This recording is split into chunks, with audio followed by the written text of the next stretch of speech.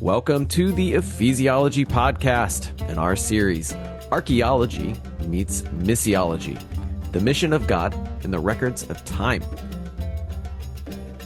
Today we have Michael, our resident ephesiologist, and I'm Andrew Johnson in Houston, Texas. And we are thrilled to be joined by Dr. Clint Arnold. Now, he was the former dean at Talbot for 10 years, 12 through 22. He is the past president of ETS.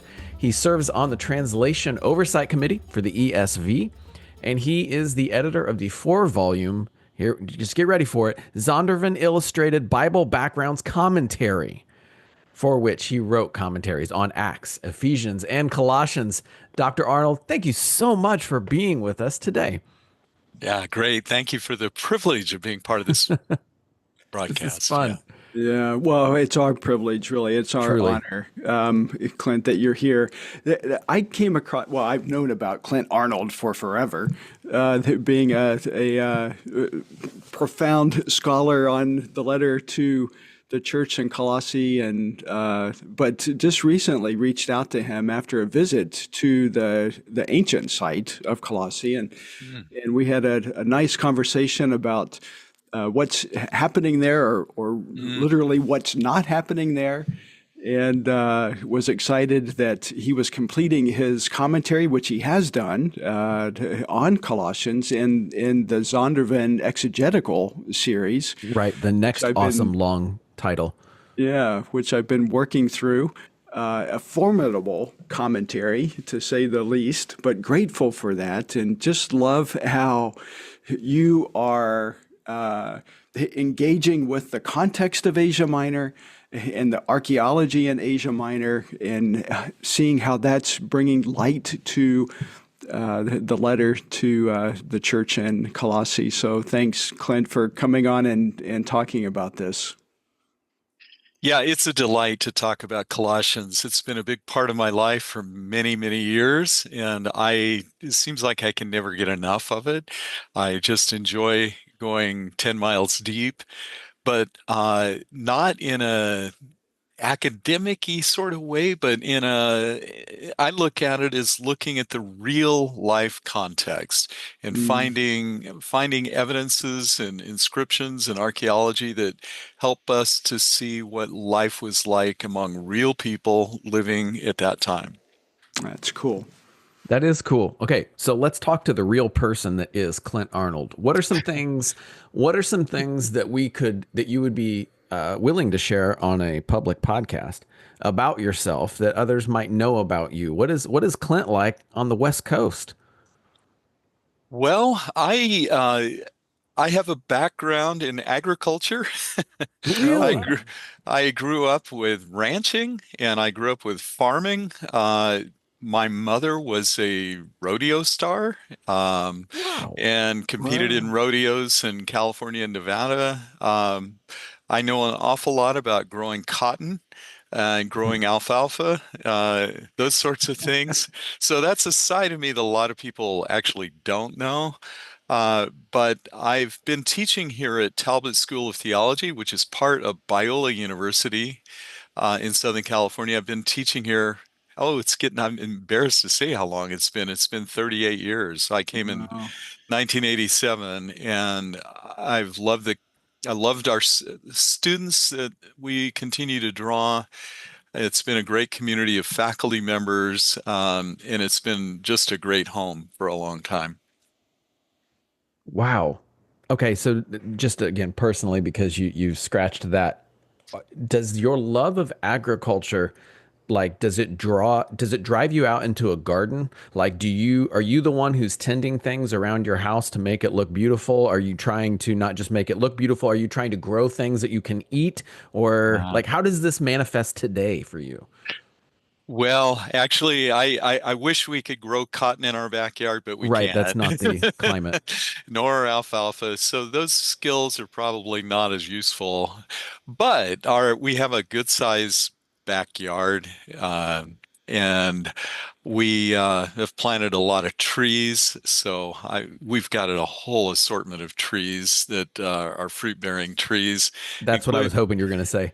Including Asian pears, longans, various kinds of apples, plums, all kinds of citrus. Love just walking out my office store here and grabbing a tangerine or a navel orange and chewing on it. And no, so there is a little bit of that. So. That's neat. Well, All I'm right, envious. Clint. Yeah. Okay, it's time to get to the geeky academic stuff because I'm super excited about good. about this. Your background has focused on Colossians since your dissertation. So walk us through this because this recent commentary isn't the only thing that you've written on Colossians. I've loved your book, The Colossian Syncretism, which, if I remember correctly, that was basically your dissertation written in a book form. Yeah, it's actually a little bit more complex than that. I went to Aberdeen University in the northeast of Scotland that felt like it was 2 miles off the Arctic Circle for a guy that grew up in Bakersfield. Went there in 1983 and went with the express purpose of seeing if I could find a topic that would be academically justifiable that had to do with the power of God in the life of the believer. In other words, how do we experience God's power for transformation and growth? And as I got into it, I realized through statistical analysis and everything that there's more power denoting terminology in Colossians and Ephesians than in any of the others of Paul's letters. And so my professor said, let's focus on that, focus on Colossians and Ephesians, and rigorously put the question, why? Why is there such an emphasis on power in these two letters?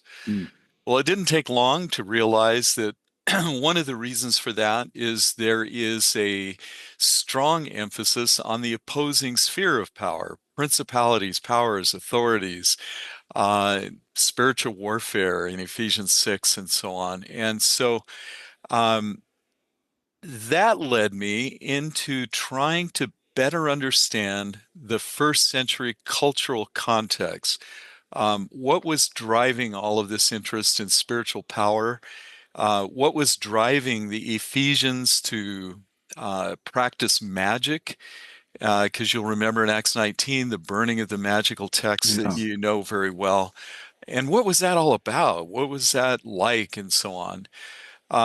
That took me into papyri, inscriptions, archaeological evidences, all of which gave greater insight into just the world of the people who were becoming Christians. And the practice of magic, as it was in Ephesus, was something that involved the trafficking of spirits. And so it wasn't a surprise to find out that Paul would address those issues when he wrote to these new converts in Colossians and Ephesians.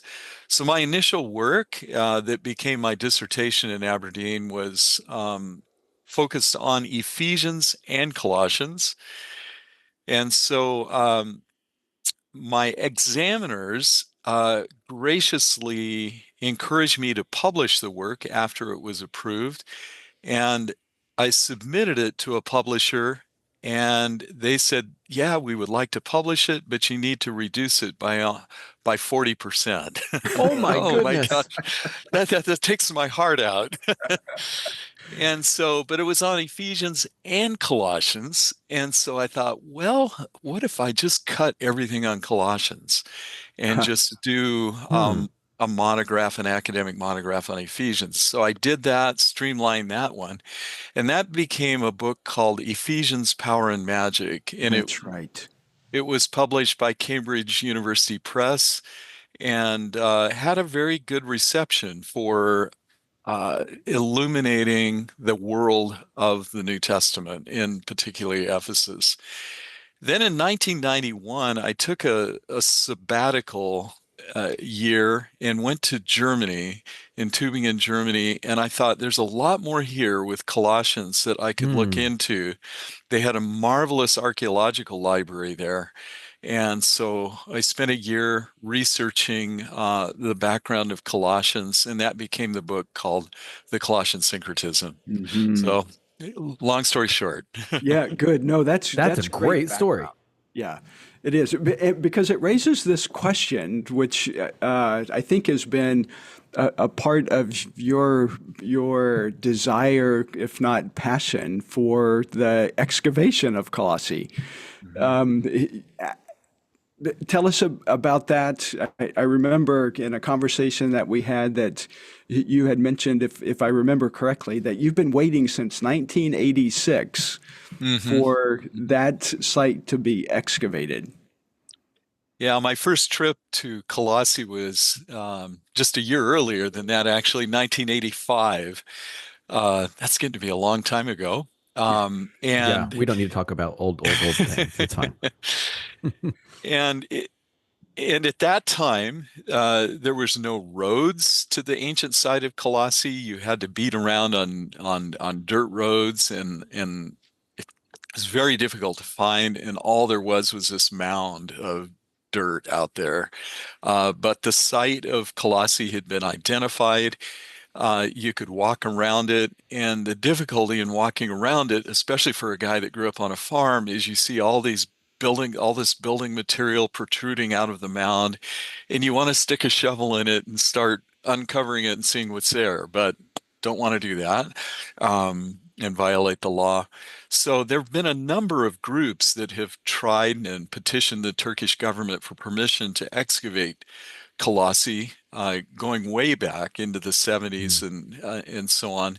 Nothing has ever stuck until recently, and that is there is a really robust archaeological program not too far away from Colossae at the city of Denizli called Mhm. Pamukkale University, and they have now made a proposal to the Turkish government to begin excavation at Colossae. And I'm happy to be able to say that at the end of December, the Turkish government gave their final approval for the excavation of Colossae. So a man named Barış Yener, a professor at Pamukkale University, an archaeologist, will be the chief excavator. They're in the process of raising funds now to build their excavation house and to purchase equipment. He Mm, anticipates putting a shovel into the ground in June this mm, year. So it's an wow. amazing, amazing time. It's just laid there unexcavated for hundreds of years, and we finally get to witness it. And I'm Yeah. happy it happened. It's going to happen before I die. And so your plane ticket is booked for the end of May so that you can just stand next to that shovel when it goes in, right? Well, actually, yeah, that's not a joke. I'm leading a tour there May 18th through early June. Wow. This is so great. It'll go through Greece and Turkey. Hmm. That's fantastic. Well, that's exciting. Tell us then, I mean, so the site has not been excavated for centuries, Hmm. but you're writing about Colossians and the syncretism that you see there. How much, how much does a biblical scholar rely upon the excavations of these ancient sites that correspond to the letters that we have in the New Testament? How much do you rely upon that? And then in the case of Colossians, since that site hasn't been excavated, where do you go to find the information that helps to inform the interpretation of the letter? Right. Yeah. In this commentary that I've written recently, I rely on a lot of inscriptional data, archaeological data, and so on. But the site hasn't been excavated, so where have I been pulling it from? We've been blessed. I could say that there have been a number of adjacent sites that have been excavated. And so, in the last 20 years, a site that has received just vigorous and extensive excavation work is Laodicea, which is only 8 miles away. Uh, Laodicea, uh, the archaeologist there has been very aggressive in excavating the site, restoring what they uncover. And it's interesting to note that in Turkish excavations like this, for every dollar they spend excavating, they spend $10 in restoration. So they do a marvelous job of preserving and restoring and this. So a lot has been discovered in Laodicea. 11 miles away is Hierapolis. It's mentioned in Colossians 4. Um, Extensive excavation work there over the years, lots of inscriptions, lots of statues, buildings, things of this nature discovered, and in a variety of other locations.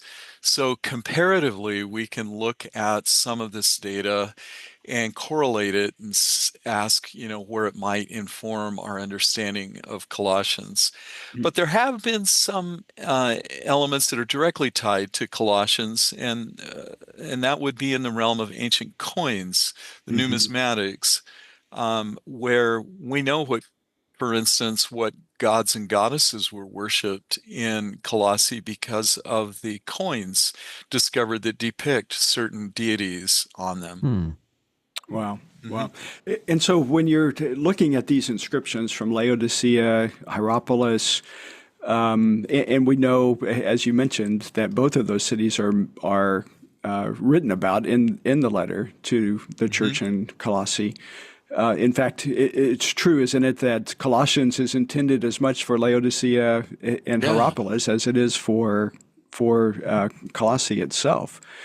You're seeing then the culture of that area that's in the Lycus Valley. I mean, these cities, as you mentioned, are close together, that there's a similarity in those cultures.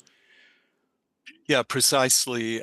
So I would expect, and the coins bear this out, that a lot of the same deities that were worshipped in Hierapolis, Laodicea, would be worshipped at Colossae.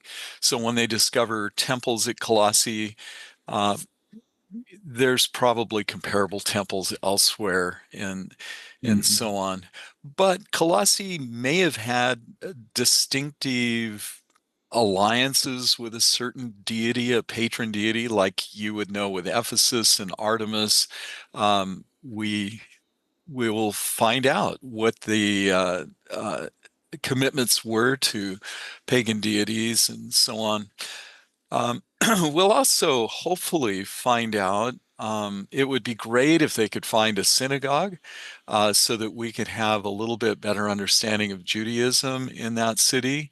And there's just a lot of things they could potentially find that would help illuminate a great deal for us. Yeah. What do you feel then are some of those? Okay, so you've mentioned already the synagogue or the Jewish synagogue. What are some of the things that you hope that they find that will help you even get more excited about what you have already believed about things in Colossae? Right. Yeah, that's excellent. Colossae has a very specific and very strange problem going on there. It's often referred to as the Colossian heresy.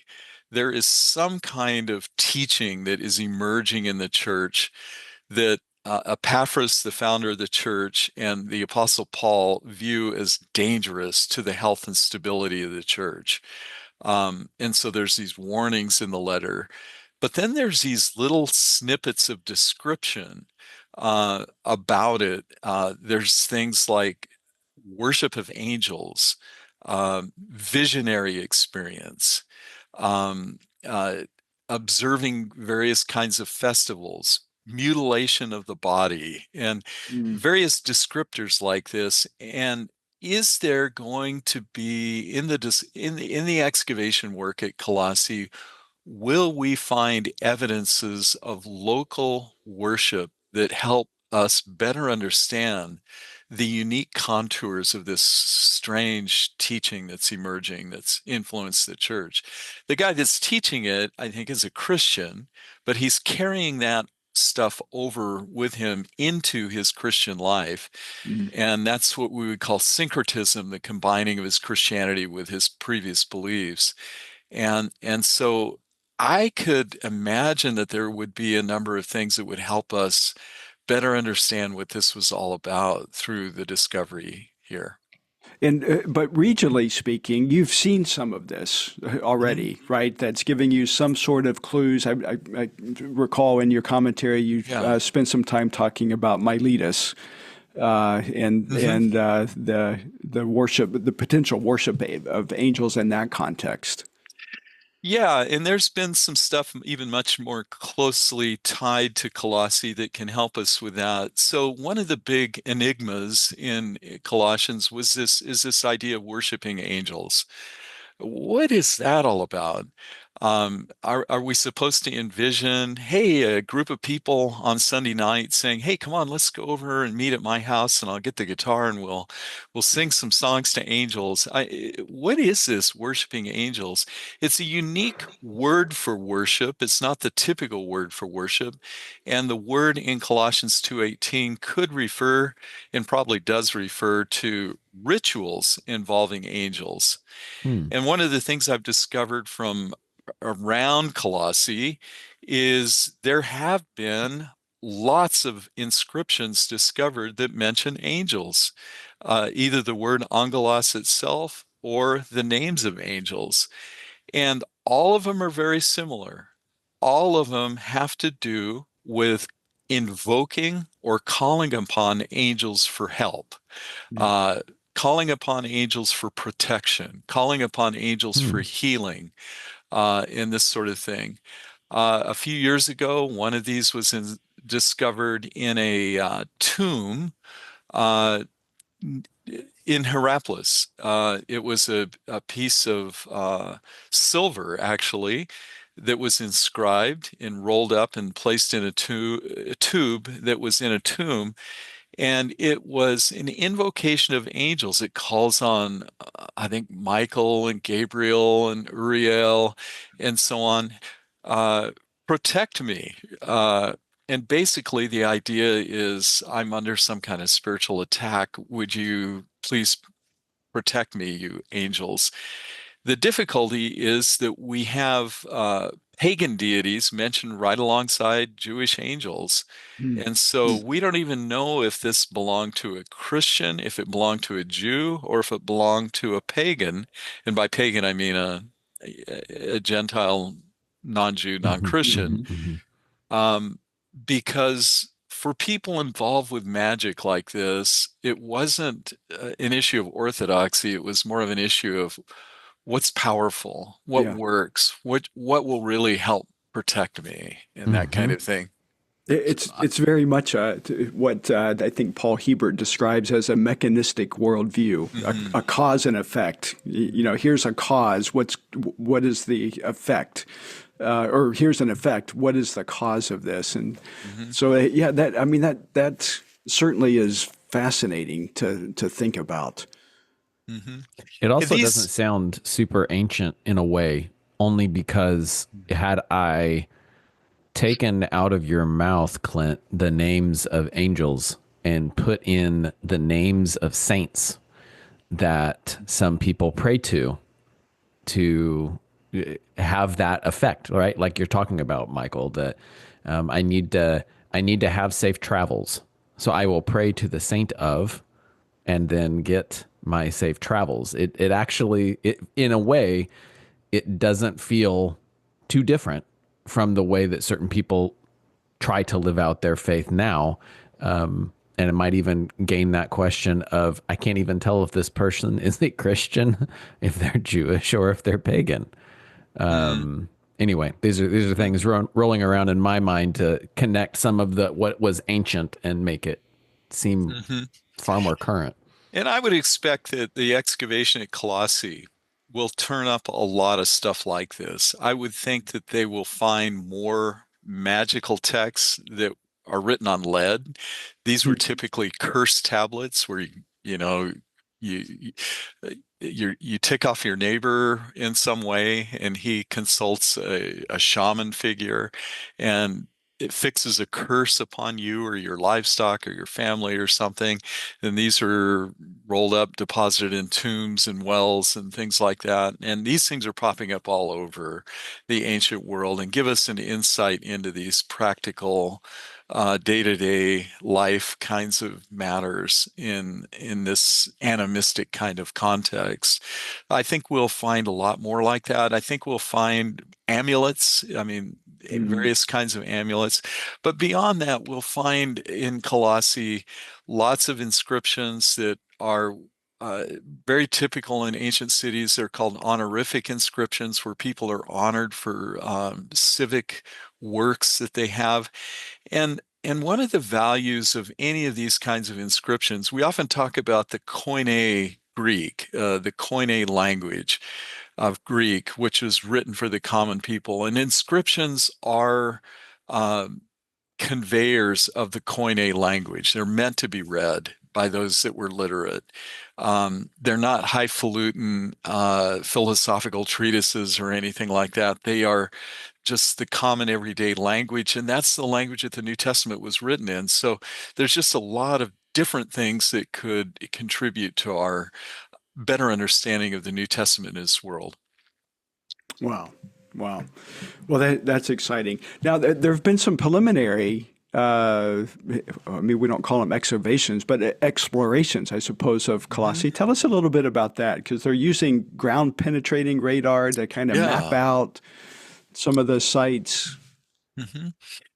So over the last 2 to 3 years, as we've been waiting for the final approvals to come through, there has been site surveys undertaken by the guy named as the chief archaeologist, Boris Yaner. He and a team of people have done ground penetrating radar of the Colossian mound. It's a 200-foot high, just looks like a hill with its top cut off, where the focal point of the ancient city was located, just covered up with dirt over those years. And the ground penetrating radar is able to see outlines of major structures.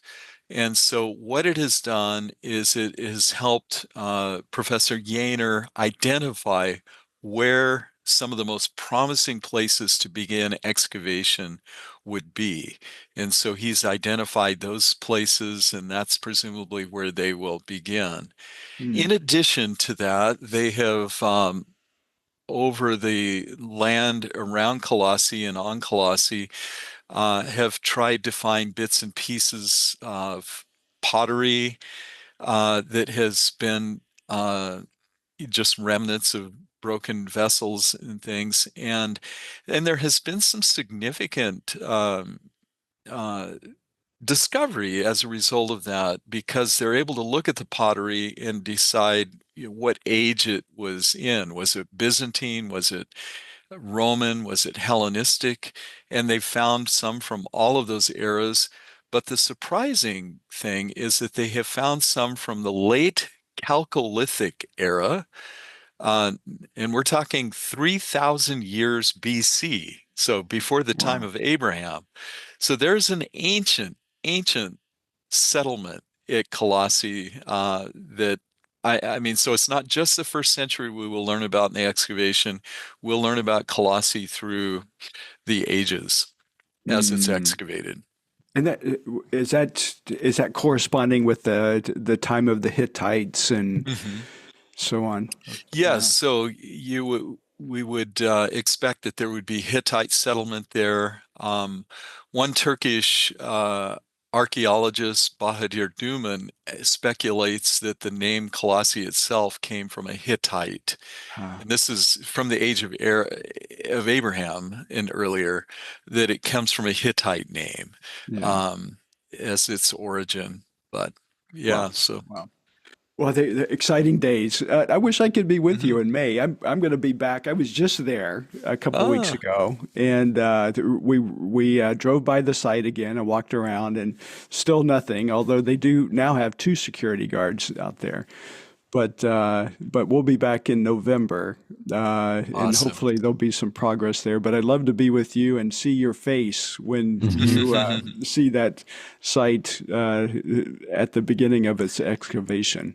Well, I'd love to be with you in November when there's actually things dug up. I mean, that's a great time to be there, just to see the beginning of the excavation work. Yeah. Well, and that's one of the fun things about Colossae, is that we're getting a real good picture of what a site looks like prior to its excavation, and then to be able to track with it over the next several years as it's being excavated will be very exciting.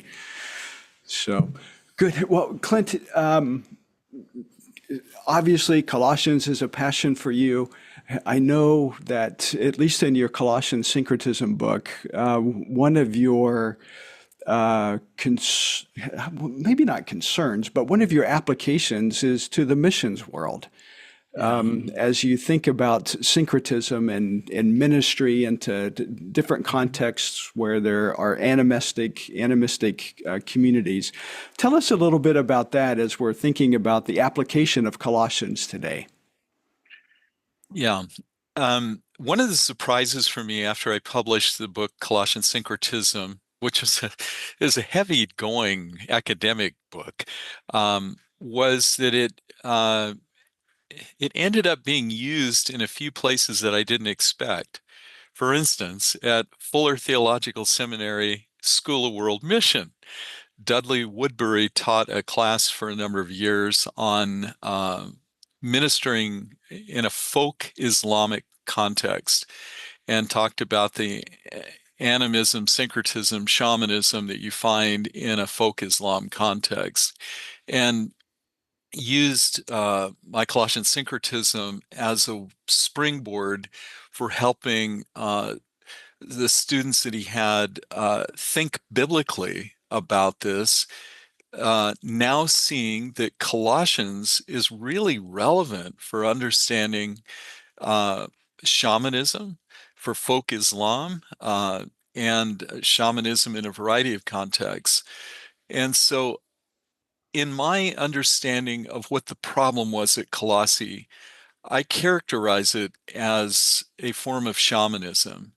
And what we mean by that is that there is, in the ancient city of Colossae, there was a person who was widely perceived to have deep understanding into the supernatural realm, deep understanding into the ways that spirits work and the ways that you can ward off curses, avoid the evil eye, construct amulets to protect yourself, bring healing, and to basically serve the community through supernatural, spiritualistic ways.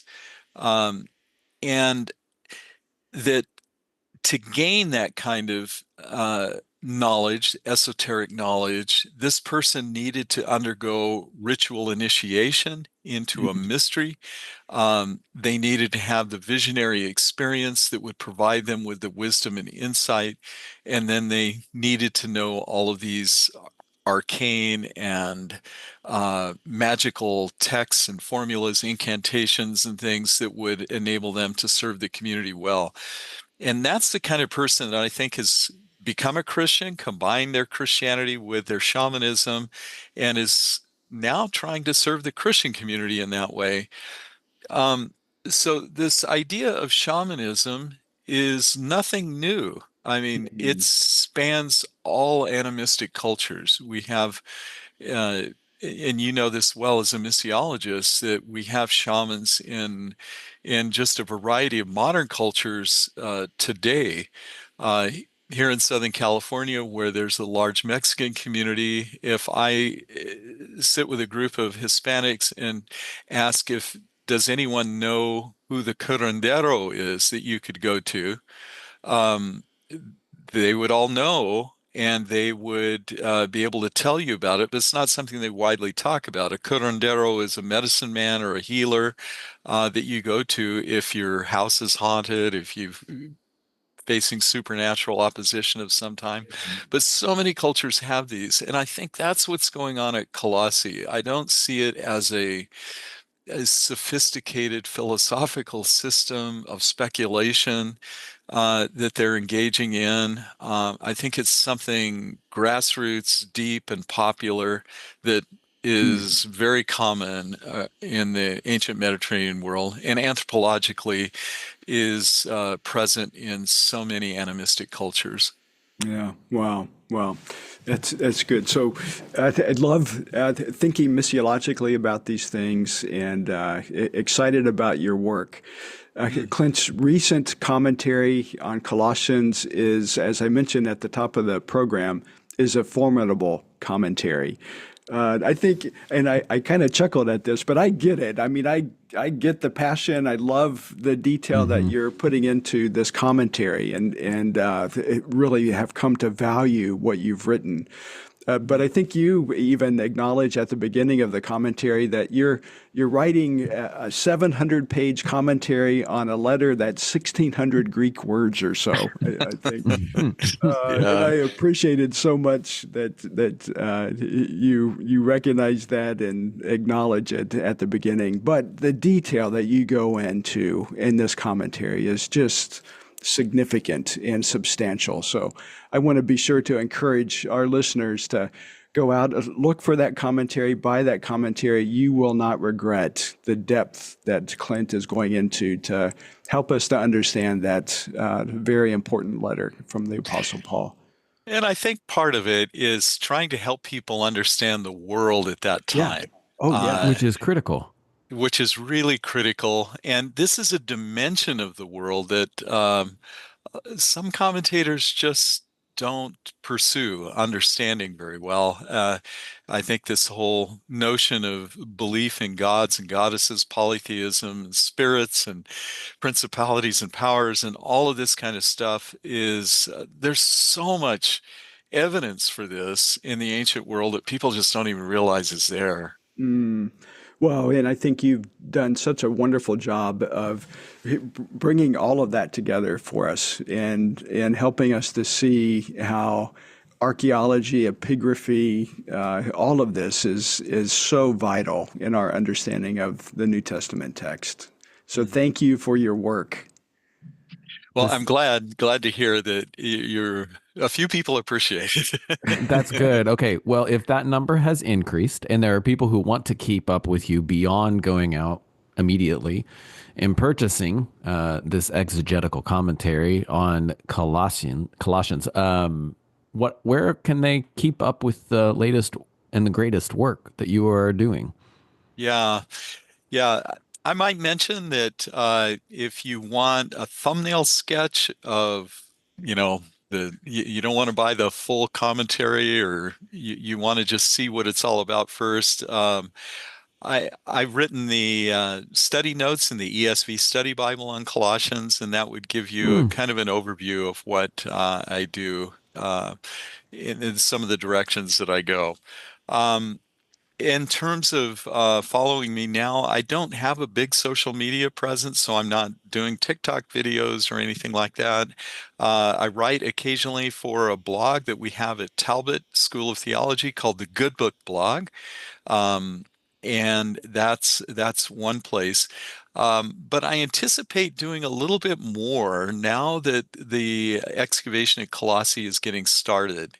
Boris Yaner has started an X or Twitter account on the Colossae excavation project, and so I'm trying to debate now on what might be an appropriate venue to say a bit more, and haven't kind of landed on a solution to that yet.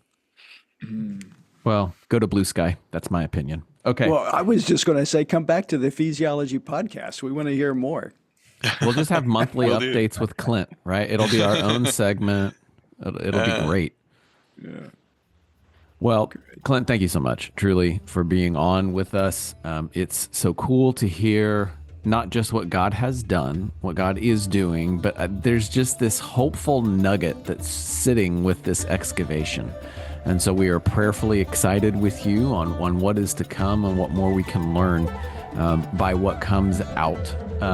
Listener, thank you for joining us. We're honored that you gave us your time and wanted to hear more about what God has done and is doing in that area of the world.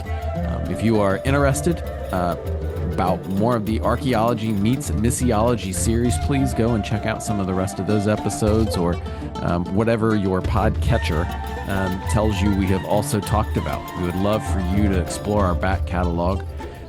Please check out masterclasses.ephesiology.com. We are passionate about theological education and not just archaeology. So see what more we have to offer you and what God might do in and through you in this world.